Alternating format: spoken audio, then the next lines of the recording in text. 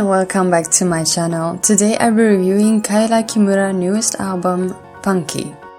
Before we get started, I want to remind you that this is simply my opinion on the album. We'll have different thoughts on it, and I would gladly read yours in the comment section down below. It has already been 2 years since Kaela's last album, Mieta, came out. An album that I genuinely enjoyed and one of her best in years. And the thing is about Kaela Kimura is that she's capable of the best and the worst, so a new album is often more of a gamble than anything.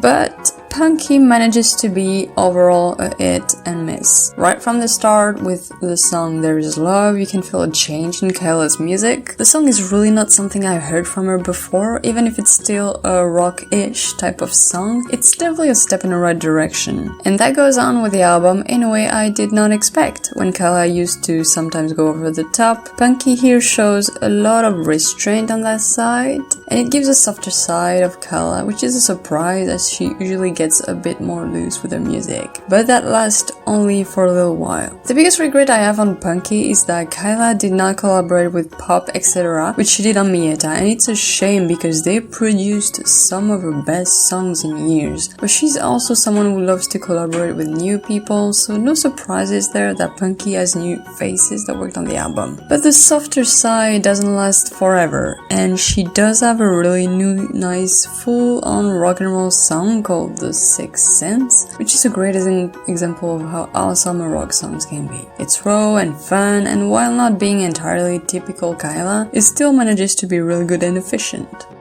And just when the album is full of potential and greatness, it just couldn't stay away from the typically very annoying Kaela super high-pitched songs. And thus we get Obake Nante Naisa, a song probably going for the most annoying Song of the Year award, and I can never unhear it. Then we got Koaizurai no Buta, which is another example of this time being barely bearable to listen to. Barely.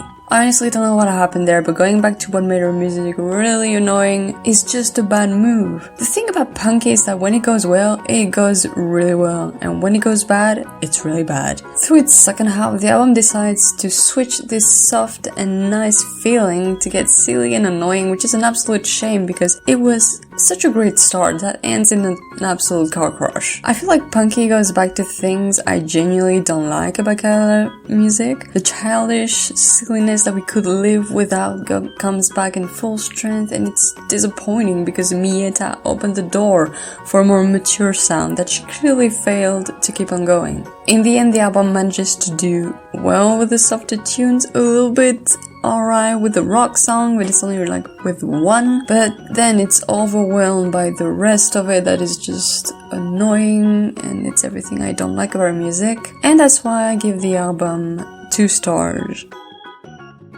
Thank you for watching. Don't forget to tell me what you think of Punky in the comment section down below, and I'll see you next time.